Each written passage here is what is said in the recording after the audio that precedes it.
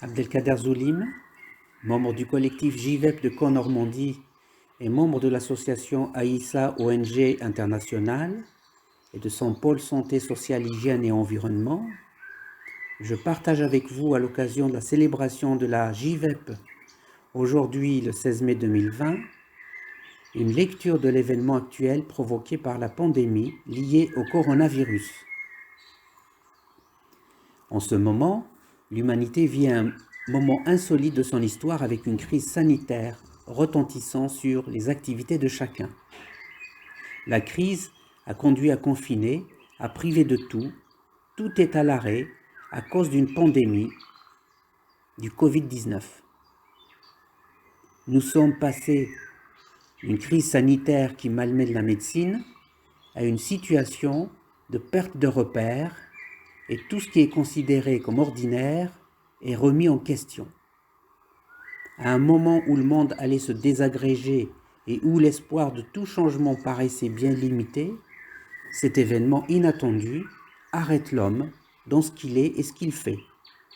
Un climat de peur généralisé, les pays riches comme les pays pauvres se retrouvent dans un désarroi, chacun cherche à se protéger, chacun pense à la survie de sa population. En parallèle, la planète, l'environnement, les animaux et les plantes viennent apporter du positif à la crise, comme si sans l'homme, la nature sait se déployer dans toute sa beauté et sa sacralité. Où va l'homme d'aujourd'hui avec sa course matérielle? Quel est le sens de cette crise? L'humanité est-elle prête à coopérer, à s'entraider et à respecter les principes du vivant? Quel projet et quelle solution va-t-elle proposer? Il n'y a pas que la compétition, le repli sur soi ou croire détenir le pouvoir de s'en sortir seul de la crise. L'homme doit réfléchir comment retrouver le sens de la vie durable et renouer le lien avec l'environnement avec responsabilité. L'interconnexion de l'homme et de son environnement est nette, le virus nous le rappelle. La coopération a toujours été à l'origine de la formation du monde et toutes les forces existantes ont concouru à l'unité du vivant. La coopération, c'est la culture du nous qui fait inscrire nos actions dans le cercle qui invite au partage et à la sobriété dans la consommation. La coopération à l'échelle de l'humain suppose la prise en considération de l'autre et la présence d'une conscience qui se nourrit de sagesse, de spiritualité et de l'action juste au service du maintien de la vie. C'est le sens de la sacralité de la vie que ne cesse de rappeler la sagesse vivante de l'humanité. C'est le vivre ensemble en paix avec nous-mêmes et avec tous les règnes du vivant. L'humanité est une, mais ne semble prendre conscience de son unité que dans la détresse. Cette crise nous rappelle encore que l'humanité est un corps. Elle est touchée dans ce qu'elle a de plus précieux, sa santé. Le virus a ciblé principalement les poumons. Il a porté atteinte au souffle de l'humanité, à ce qui est vital. L'humanité se retrouve à bout de souffle. Il lui manque le véritable oxygène que constitue sa propre mission de responsabilité dans son rapport à la terre qu'il ne cesse de malmener. Notre corps est fait de terre et de poussière d'étoiles. C'est notre véhicule. Il nous permet de traverser notre temps. Il est le résultat de la rencontre de milliards de cellules qu'il sait faire vivre ensemble et abriter en symbiose avec notre microbiote qui est composé de nos amis les microbes, les bactéries, les virus et les champignons. Mais revenir à l'unité demande de se soustraire de la condition de prédation sans limite et de retrouver dans la conscience sa place dans l'ordre naturel. L'unité commence par la cellule. L'origine de l'homme débute à partir d'une cellule faite de la rencontre du féminin et du masculin. C'est un moment de rappel de l'unité primordiale par laquelle est passé chaque être humain. De cette cellule unique vont naître tous les organes aux fonctions différentes mais très complémentaires pour la vie de tout le corps. L'humanité est une et indivisible. C'est une réalité juridique, sociale, politique. Les êtres humains constituent une vérité unique, disait le saint soufi du XXe siècle, le Cheikh El Alaoui, qui est reconnu par l'UNESCO pour la compétence de son ordre en matière de culture de paix et de dialogue, et il ajoutait que l'homme est à la société ce que le membre est au corps. Il en est de même de ce projet du vivre ensemble qui nous réunit et qui invite à prendre conscience que la société humaine est comme un corps où chacun est un membre de ce corps. Il n'y a pas d'organe plus noble que d'autres dans un corps, ni d'humanité plus précieuse qu'une autre au sein de l'humanité.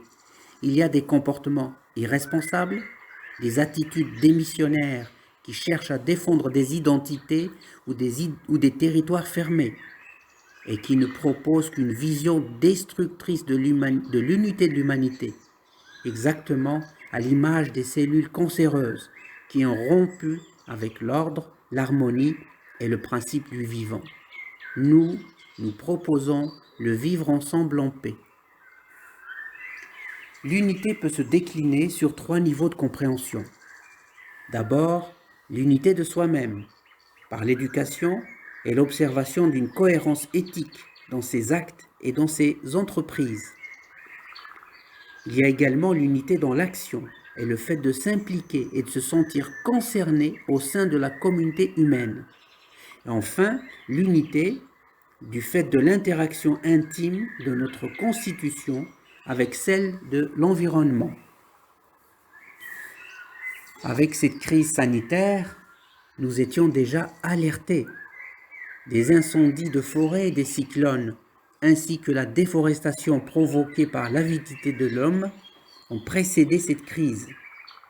Les scientifiques, les écologistes, les artisans de la paix n'ont pas manqué d'avertir de la disparition de la faune et de la flore, de la menace sur les populations. Des peuples ont perdu leurs terres, leurs ressources et leurs conditions de vie. Des peuples sont déplacés, des peuples ont migré. Ce n'est alors pas un hasard si nos propres poumons et ceux de la planète sont simultanément menacés d'une pneumonie planétaire.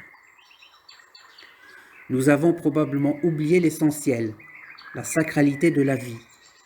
L'impact de nos activités sur le monde du vivant a été négligé.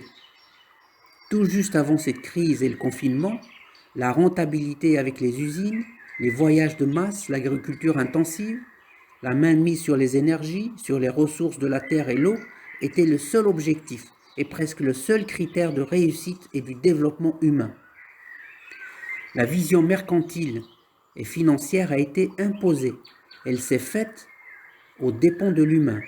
Elle n'a pas été mise au service des valeurs de partage et de solidarité, ni l'éducation et au respect de la sacralité de la vie. L'humain n'est plus au centre des préoccupations de la société de consommation d'aujourd'hui, qui est fondée sur le paraître au détriment de l'être. Nous avons besoin pour notre vie et notre santé de l'intelligence des autres et de la nature. Nous puisons nos ressources directement du minéral, du végétal et de l'animal dont nous dépendons pour nous nourrir, nous vêtir, nous abriter et nous soigner. C'est à nous que revient le devoir et l'obligation de préserver le patrimoine vivant dans notre propre intérêt. Avec cette crise, nous faisons l'expérience collective de la souffrance et de la maladie. La souffrance de notre corps, la souffrance de nos proches, celle du corps de la société et de la planète est une seule et même souffrance. Cette crise révèle que notre fragilité, plus que notre faiblesse, car le faible peut être aidé par le fort et le fort a besoin du faible. La fragilité, elle, peut conduire une personne à la fracture, mais à l'échelle de l'humanité, à sa propre destruction et au niveau de la planète, à l'extinction. Cette crise vient nous réveiller. Elle peut nous conduire vers plus de conscience dans notre rapport au vivant. Nous habitons tous la même planète. L'environnement est le reflet et le mémoire de nous-mêmes. Le même air traverse nos poumons et nos forêts. La même eau irrigue nos cellules et nos terres. La même terre nous nourrit et nous porte. Le même soleil nous réchauffe et nous éclaire. Dans notre propre anatomie, nous avons cet effet de miroir avec les trois règnes. Notre cerveau résume notre évolution à partir de l'animal et préside à l'animalité de nos comportements. Nos poumons sont comme des arbres inversés. Les os de notre squelette ressemblent à des pierres, voire à des montagnes. Nos veines qui ramènent le sang vers le cœur sont comme des rivières qui conduisent l'eau vers l'océan. Notre corps physique est le résumé de la terre avec tout ce qu'elle recèle. Mais la partie la plus évoluée en nous et que nourrissent la raison et la conscience reste l'activation potentielle des vertus qui font de nous des humains justes, des soleils qui peuvent briller. Il faut respecter le vivant car toutes ces ressources de l'environnement sont des biens communs inaliénables qui appartiennent à tous les règnes de la nature. L'homme a tout à gagner en se réconciliant avec elle s'il veut bien cesser sa prédation. Chacun doit apprendre à partager sans oublier les plus démunis. L'histoire nous apprend que nos actes restent inscrits et génèrent des conséquences dont nous sommes tous co-responsables. Si nous prenons, nous devons redonner. Et si nous avons, nous devons partager. La vie serait plus viable et les redistributions plus équitables. L'opportunité de changer se présente avec cette crise du coronavirus. Et s'il y a un côté positif à la crise, c'est qu'elle invite à un éveil de conscience. Nous devons repenser le monde de demain, cesser la course folle de notre modèle actuel, promouvoir l'unité de la famille humaine, dépasser nos conditionnements et les frontières entre les êtres humains et passer de la culture du je à la culture du nous. Les murs et le repris sécuritaire, comme garder des denrées alimentaires ou les masques et ne plus les échanger, ne sont guère la solution. Seule la coopération permettra le salut et peut-être même la seule possibilité d'avoir les bons remèdes et même le traitement efficace contre le coronavirus et les autres fléaux sanitaires, avec peut-être même un vaccin gratuit pour tous. L'urgence est de changer de paradigme, de revoir nos systèmes d'information et les médias, redonner sa place à la médiation et à la réconciliation, introduire le cercle comme alternative à la pyramide en matière de gouvernance et de management, et de miser sur une véritable éducation apprenante vers la paix pour mieux agir. Le défi se présente à nous avec l'ère du Covid ou du grand confinement, de travailler à l'arrivée cette fois en nous-mêmes de l'homme doué de sagesse.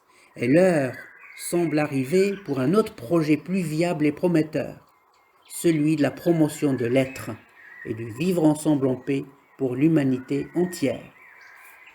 Nous arrivons à la fin d'un cycle, nous sortons d'une histoire pour aller vers une nouvelle histoire.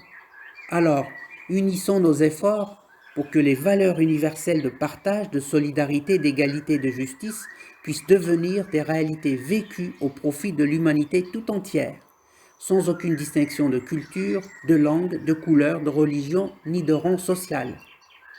L'humanité est une, nous faisons partie de la nature et nous faisons tous partie du vivant.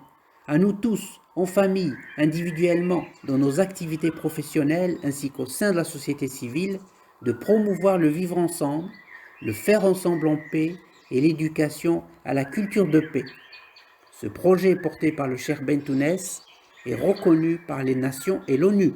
Il demande à être soutenu, déployé et activé dans des actes. Enfin, le Covid nous rappelle la valeur de la santé. Il nous invite à renouer avec le vivant.